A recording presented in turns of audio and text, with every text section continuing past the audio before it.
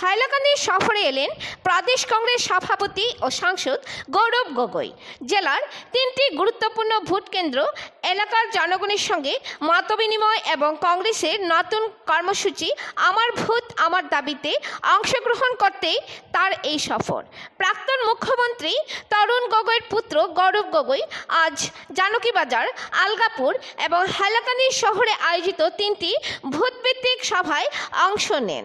এই সভাগুলিতে বিজেপির নেতৃত্বাধীন সরকারের তীব্র সমালোচনা করেন তিনি। রাজ্যের সার্বিক সমস্যা, কর্মসংস্থান, মূল্য বৃদ্ধি এবং সামাজিক নিরাপত্তার বিষয়গুলিকে তুলে ধরে গৌরব গগৈ জানান, 2026 সালের বিধানসভা নির্বাচনে কংগ্রেস ক্ষমতায় ফিরলে এই সমস্ত সমস্যা সমাধানে দল প্রতিশ্রুতিবদ্ধ।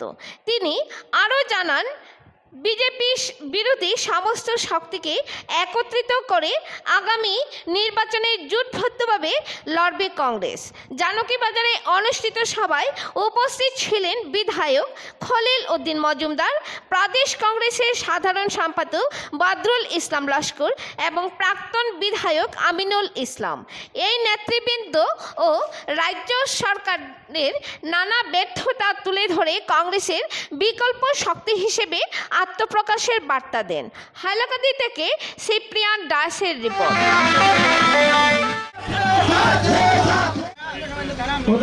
মানুহক পাহৰি গৈছে।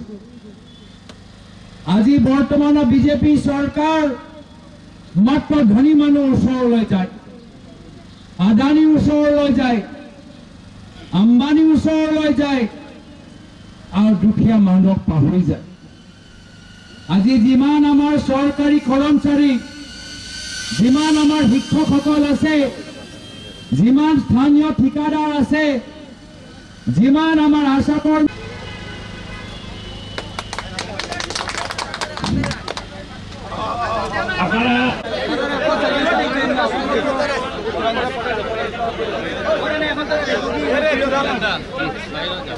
এই সুপাৰিশ সিন্ডিকেটৰ ভিতৰত কাৰ নাম সোমাই আছে? বিজেপি দলৰ নেতাৰ, বিধায়ক আৰু মন্ত্ৰীৰ নাম হল। আজি এয়া হৈছে তেওঁলোকৰ চিন্তা। মাত্ৰ কেনেদৰে প্রথমে আমার হাইলাকান্দি জেলার আমাদের ভারতীয় জাতীয় কংগ্রেসের সর্বশ্রেণীর নেতা এবং কর্মীগণকে আন্তরিক ধন্যবাদ এবং কৃতজ্ঞতা জ্ঞাপন করছি। যা গতকাল আমাদের সমগ্র আসাম ব্যাপী সমস্ত ভোট কেন্দ্রে আমাদের যে একটা প্রকল্প লঞ্চ করা হয়েছিল, আমার বুথ আমার দাবি, সেটা আমাদের জেলায় অত্যন্ত সফলতার সহিত বাস্তবায়িত হয়েছে। এর জন্য আমি সমস্ত ব্লক প্রেসিডেন্ট থেকে আরম্ভ করে, মন্ডল প্রেসিডেন্ট থেকে আরম্ভ করে আমাদের যত শাখা সংগঠন, NSUI, যুব কংগ্রেস, মহিলা, প্রত্যেককে আমি ধন্যবাদ জ্ঞাপন করি। সাংসদ আছে সুস্মিতা দেৱ, তেখেতে যেটা অভিযোগ কৰিছে যে কংগ্ৰেছ অহংকাৰী দল, এইটো ইমেজটো আপোনালোকে সঁচা নেকি তেখেতৰ কথাটো, আৰু ইমেজটো কেনেকৈ আপোনালোকে ৰিভাইভ? জনসাধাৰণে আমাক যিদৰে স্বাগতম জনাইছে, জনসাধাৰণে আজি আমাৰ প্ৰতিটো বুথত যিদৰে ওলাই আহিছে, জনসাধাৰণৰ মাজতে যে মৰম আমি দেখা পাইছোঁ, সেয়া হ'ল কংগ্ৰেছ দলৰ বাস্তৱ স্থিতি। সুস্মিতা দেৱৰ এই অভিযোগটো আমি জনসাধাৰণৰ যি কথাবোৰ, তেওঁলোকৰ মৰমক আমি বেছি গুৰুত্ব দিওঁ। অখিল গগৈৰ লগত এলায়েন্স নহয় নেকি? আমি এলায়েন্সৰ সম্পৰ্কত আগতেও স্পষ্ট কৰি দিছোঁ যে অহা বিধানসভা নিৰ্বাচনত কংগ্ৰেছে অকলে নেখেলে। আমি সকলোৰ লগত ব্যক্তিগতভাৱে কেমেৰা আঁতৰত ৰাখি কথাখিনি পাতিম, য'ত হ'ব পাৰে আমি নিশ্চয় তাত মিত্ৰতা কৰিবলৈ চেষ্টা কৰিম। তেখেতেতো কৈছে যে আমি আৰু এতিয়া ৰিকুৱেষ্ট নকৰোঁ কংগ্ৰেছক। তেখেতে ক'ব পাৰে তেওঁলোকৰ কথাবোৰ, তেওঁ ভালদৰে জানে। আমাৰ কথা, আমাৰ স্থিতি স্পষ্ট, একে অটল, একো সলনি হোৱা নাই। আমাৰ সুৰটো একে, যে আমি কৈছোঁ যে কংগ্ৰেছ অহা বিধানসভা নিৰ্বাচনত অকলে নিৰ্বাচন নেখেলে, সকলোৰ লগত আমি ব্যক্তিগতভাৱে আমি কথা পাতিম, য'ত আমি যিমান পাৰোঁ আমি চেষ্টা কৰিম।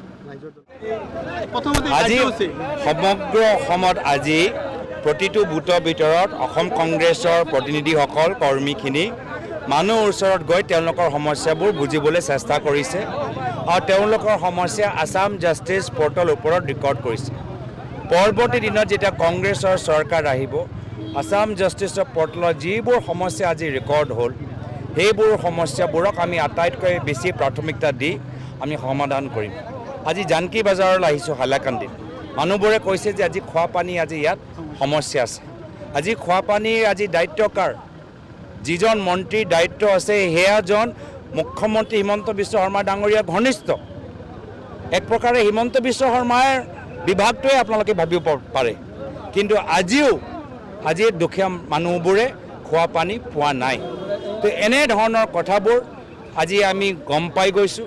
আৰু এই যে আজি প্ৰতিটো বুথৰ ভিতৰত মানুহৰ ক্ষোভ আছে, সমস্যা আছে, অভাৱ আছে, এইখিনি লুকাবলৈ কাৰণে বিজেপি দলে আজি উচ্ছেদৰ কাৰ্যসূচী হাতত লৈছে।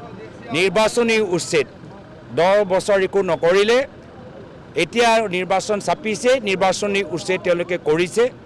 আমাৰ কথা স্পষ্ট, যদি কোনোবা বাংলাদেশী হিচাপে যি আইন তেওঁলোকৰ ওপৰত ব্যৱহাৰ হ'ব লাগে সেই আইনটো ব্যৱহাৰ কৰক, ভাৰতৰ পৰা বিদায় দিয়ক।